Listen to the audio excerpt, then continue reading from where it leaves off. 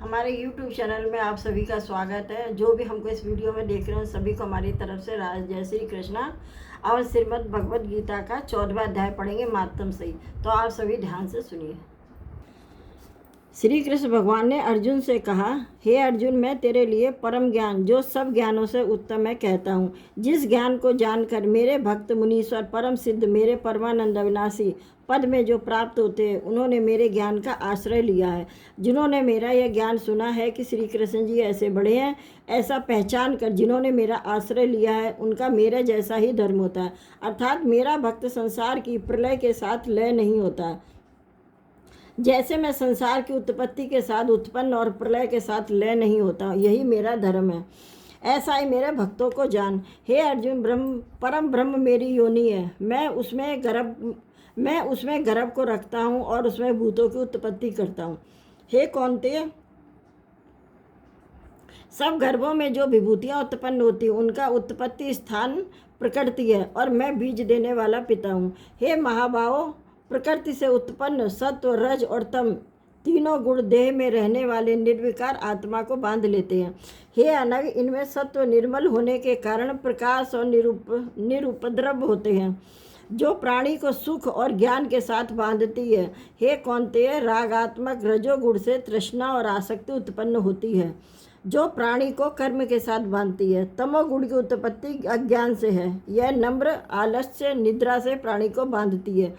हे अर्जुन, सत्व सुख उत्पन्न करता है, रज कर्म पैदा करता है, तब सब ज्ञानों को ढककर प्रमाद पैदा करता है। हे अर्जुन, सत्व गुण रज और तम को दबाकर बढ़ता है। इसी प्रकार रज सत्व और तम सत्व तथा रज को दबाकर बढ़ना चाहता है। इस देह में इंद्रियों द्वारा जब ज्ञान का प्रकाश उत्पन्न हो तब समझिए सत्व गुण की विशेष वृद्धि हुई है। हे कौन्तेय, जब रजोगुण बढ़ता है तो प्राणी लोभी हो जाता है। वह सुख आराम के द्रव्य बढ़ाने में जुट जाता है। वह हर समय कार्य में लगा रहता है, निष्काम वहीं बैठ सकता है। जब ऐसा हो तो समझना चाहिए कि राजस गुण बढ़ रहा है। हे कुंती नंदन, तमोगुण की प्रबलता में अविवेक, अनुद्यम, प्रमाद और मोह ये सब होते हैं। जब देह में सत्व गुण के उदय में मृत्यु प्राप्त होती है तो वह ज्ञानियों के प्रकाशमय लोक को पाता है। रजोगुण के उदय होने पर मृत्यु को प्राप्त करने वाला कर्मों में आसक्त मनुष्य योनि में जन्म लेता है और तमोगुण के उदय में मरा हुआ मूढ़ योनि में जन्म पाता है। सात्विक पुण्य कर्म का फल भी सात्विक है, कलंक रहित होता है। राजस कर्म का फल दुख और तामस कर्म का फल ज्ञान है। सत्व से ज्ञान उत्पन्न होता है, रज से लोभ तथा तम से प्रमाद, मोह और अज्ञान की उत्पत्ति होती है। सात्विक पुरुष को उत्तम, राजस को मध्यम और तामसी को अधम गति प्राप्त होती है। जो दृष्टि गुणों से अलग अर्थात निर्गुण साक्षी मात्र आत्मा को जान लेता है वह मेरे रूप को प्राप्त होता है। जो देह शरीर में उत्पन्न होने वाले सत्व, रज, तम इन तीनों गुणों को जीत लेता है वह जन्म, मृत्यु, बुढ़ापा और रोग से छूटकर मुक्ति पाता है। हे अर्जुन, मैं इन तीनों गुणों का कौतुक देखने वाला हूँ। इन गुणों से अतीत हूँ। जो मुझे ऐसा जानते हैं वे मेरे परमानंद अविनाशी पद को प्राप्त होते हैं। जो प्राणी मुझे इस प्रकार जानता है वह जन्म, मरण और बुढ़ापे के दुखों को काटकर मुक्त होता है। इस ब्रह्म ज्ञान के अमृत पान करने से संसार में जन्म मरण नहीं पाता है। यह वचन सुनकर अर्जुन ने दीन दयालु श्री कृष्ण भगवान से पूछा, हे भगवान, हे कृपा निधान, यह जीव जो तीनों गुण से बंधा हुआ है इसके छूटने की क्या विधि है और क्या उसके लक्षण हैं? जो देह के साथ होने पर भी तीनों गुणों से अतीत है।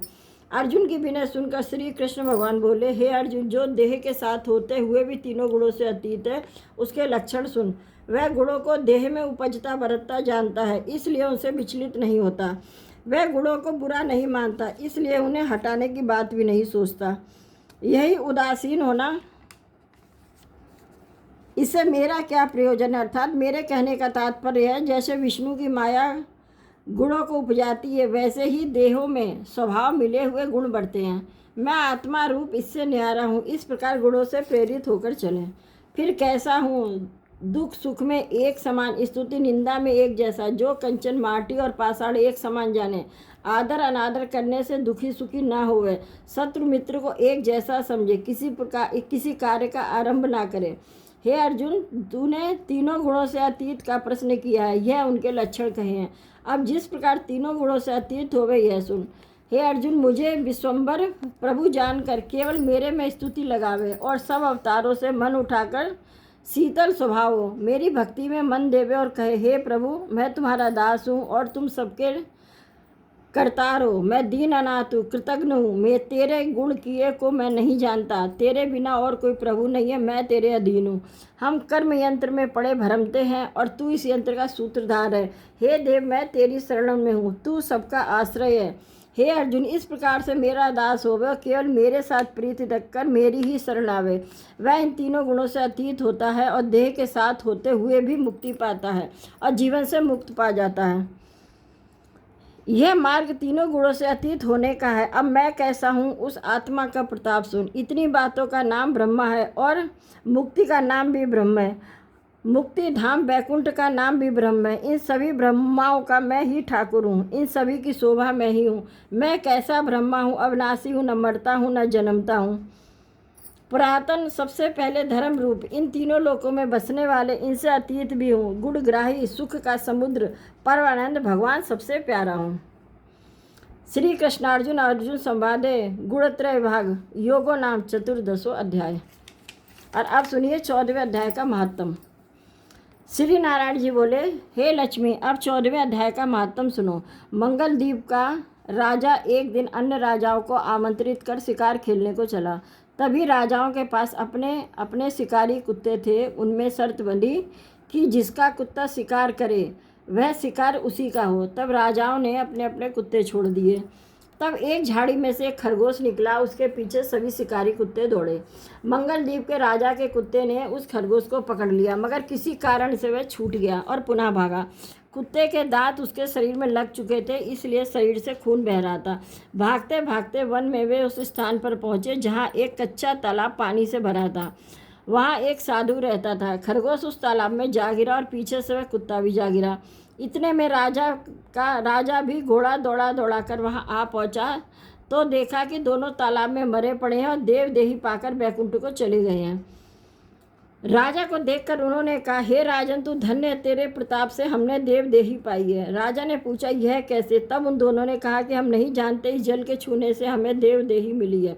राजा ने कहा, मेरे धन्य भाग, जो तुम्हारा उद्धार हुआ। वे दोनों बैकुंठ चले गए। राजा ने वहाँ बैठे संत जी को नमस्कार करके पूछा, हे संत जी, वार्ता कहो, यह कौतुक आश्चर्य क्या देखा? खरगोश और श्वान दोनों का इस जल के स्पर्श करने से उद्धार हो गया, यह जल कैसा है? तब उस संत ने कहा कि हे राजन, मेरा गुरु यहाँ रहता था, नित्य स्नान कर गीता के 14वें अध्याय का पाठ करता था। मैं भी यहाँ स्नान करके गीता का पाठ करता हूँ। राजा ने कहा, धन्य है जो आपके प्रताप से ऐसी योनियों का उद्धार हुआ। मेरे धन्य भाग है जो आपका दर्शन हुआ। और उस दिन से अपनी नगरी को जाकर राजा भी नित्य प्रति श्री गीता जी के 14वें अध्याय का पाठ करने लगा और अंत में मोक्ष प्राप्त किया। बोलो सच्चिदानंद भगवान की जय।